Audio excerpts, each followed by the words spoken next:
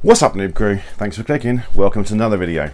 In this video, I've been asked by a few people over various videos to do some sort of buying guide for people that are buying their first RC car.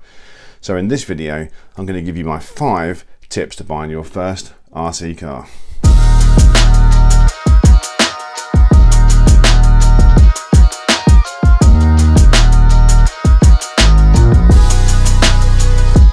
Okay guys, welcome back. This is only my 5 tips. I'm not saying this is the gospel of what you should consider. It's just what I would consider if I was starting again. Some I did, some I didn't.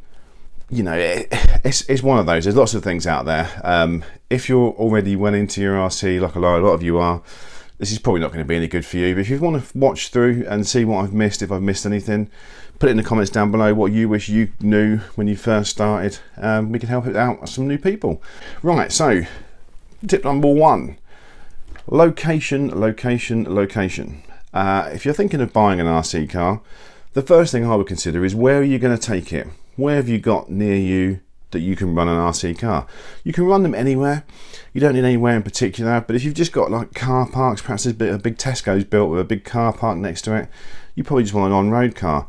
If you've got a skate park near you, something like that, and you want to just bash a skate park and not fuss about anything else, probably go for something like the Rival MT behind me. If you're just a beginner and you've got a park, swings and slides, bit of grass, something like the Maverick Phantom, I would say. If you've got nowhere, you fancy having an RC car, but you think to yourself, well, I don't know where anywhere is. The way I found my places was Google Maps. Just go on Google Maps, it comes up where your location is. Just look around. So I started off scouting around for forests, find a forest, click on it, see if somewhere to park, have a drive, have a look, either with or without your RC car. But scout the area first, what locations you've got and where you're going to run it, and that takes you on to step number 2, which is scale, or how big the cars are. Scale's a bit of a hit and miss thing, guys.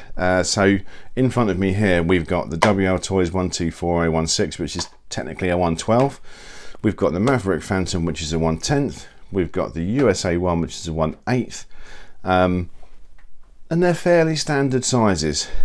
But please be aware that not all companies' tape measures are created equal, and you get cars that say they're a 1/10 that are really a 112 or worse, and it can get a bit confusing. I think the problem is that if you take something like this is a 1/24 scale little Jeep, and it's tiny. But you can, in theory, you could go and find this Jeep and say, yes, this is 24 times smaller than the real thing. Something like this monster truck, for argument's sake, if we all thought this was a 112, but the company said it's a 1/10, they could legitimately say, you find me the full scale one then and we'll measure it. So there's a little bit of artistic license, but basically the scale is quite an important thing, because you can play with this in your bedroom. You don't need anywhere at all. You can sit in your bedroom, your kitchen, your lounge, just pile a few cushions up, make some little tracks. It's fully operational, full proportional, everything, 4-wheel drive, and you can just do some little rock crawling. You don't need any space at all. You know, there's no point, if all you've got is your back garden my back garden's not very big, but yours might be bigger, you could perhaps get away with a little 1/12 or 1/14, 1/16, one of the little buggies would be fine. You don't want to buy an X-Max. If you buy an X-Max, you're going to just go backwards and forwards, because they are huge. It's probably the size of this table.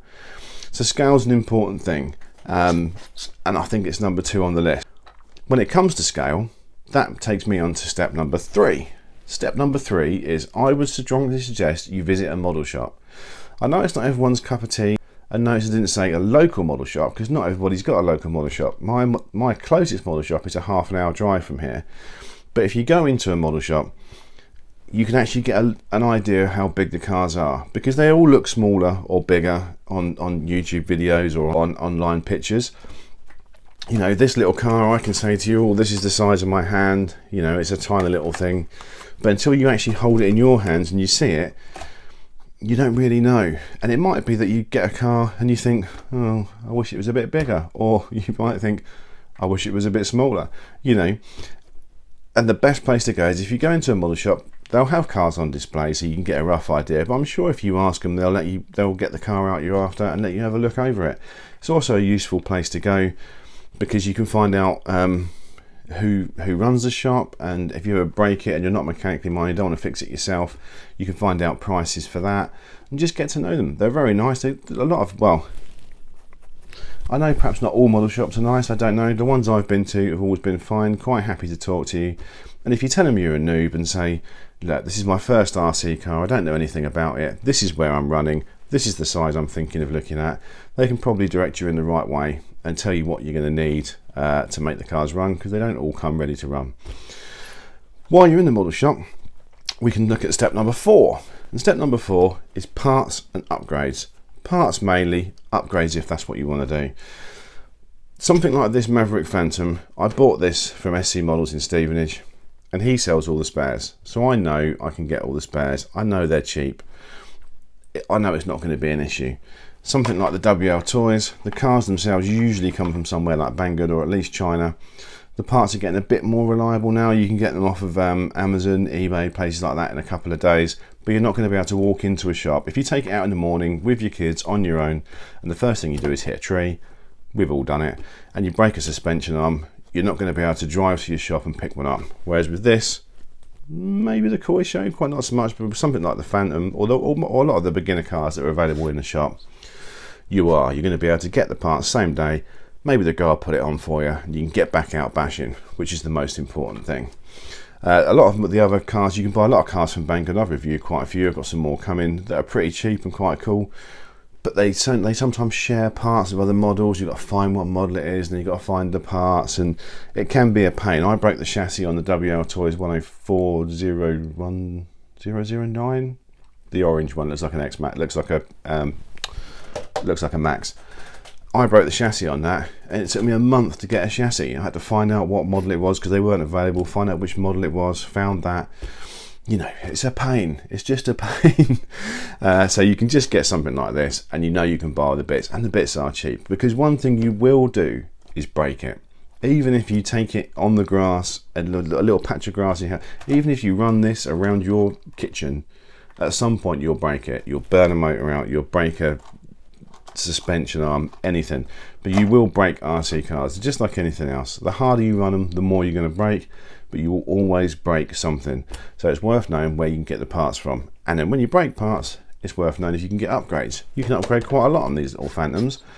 You can upgrade quite a lot of WL Toys. The Koi Show, I put a 4-wheel steering on, that's an upgrade, and they're all fairly standard and fairly available. You can usually replacement upgrades come in metal. The only thing I would say is I probably wouldn't do metal suspension arms.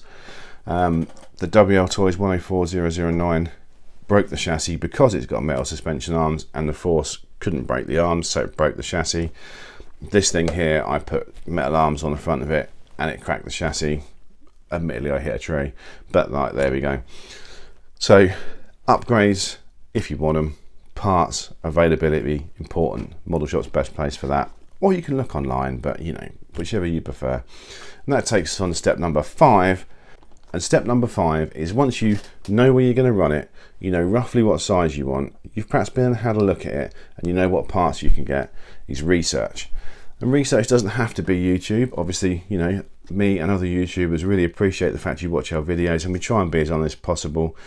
And you know, if I can take this car and launch it 25 foot off a skate ramp and it doesn't break, it would. But if it doesn't break, then you can be pretty sure that it's not going to break if you run it around a park near your house. So research the cars, watch all the videos, look online, look on forums if you want, Facebook. There's lots of Facebook groups for these cars. Find out if the car you want is actually going to be good for what you want it for. And that's it really. I can give you a bonus step 6, which is have fun, you know, and don't listen to me. If you want to buy an X-Max and use it in your back garden and just run it into a wall, no, why not? If you want to buy an off-road car, take it to a skate park and see how high you can jump before it breaks, that sounds like a good idea. If you want to buy a little slow crawler like that and take it and throw it off the top of a skate ramp and let it roll down to the bottom, hey, why not? Let's see what happens. The whole point is, the hobby is supposed to be fun, and the fun is whatever you want it to be. Whatever car you buy, if it puts a smile on your face, it's good. The only time it won't put a smile on your face is if you don't have parts. That's the one that will get you. But ultimately, guys, whatever car you buy, whatever you do with it, this is just my 5 tips. If you want to disregard it completely and do something else, why ever not? It's exactly what makes you happy. So that's it, guys. Thanks for watching. Oh, if you want my this is probably what I would say is the best beginner car. I've said it before, I'll keep saying it. Until something else comes along, these little WL Toys cars, you buy them from China, they're fairly cheap, it's about 100 quid. Comes with a LiPo, comes with a charger, everything you need to get going, and you can buy most of the parts because they all share the parts, the 3 WL Toys models. More on that in the next one of these videos. But you can get all the parts off Amazon and stuff like that. So that would be my choice, but that's only my choice. You choose what you like. So that's it for this one, guys. Get yourself an RC car. If you've been thinking about taking the plunge, just do it. Jump in, grab one. I did, and I'm having a ball a year later. Well, nearly a year later. And you will too. So get yourself a car, whatever you choose, take it out, enjoy it, have some fun. And if you fancy video, stick it on YouTube like I've started doing. It's all good fun. Thanks for watching, guys. My name's Ben. This is Noob RC. Hope this has been helpful. I'll see you in the next one.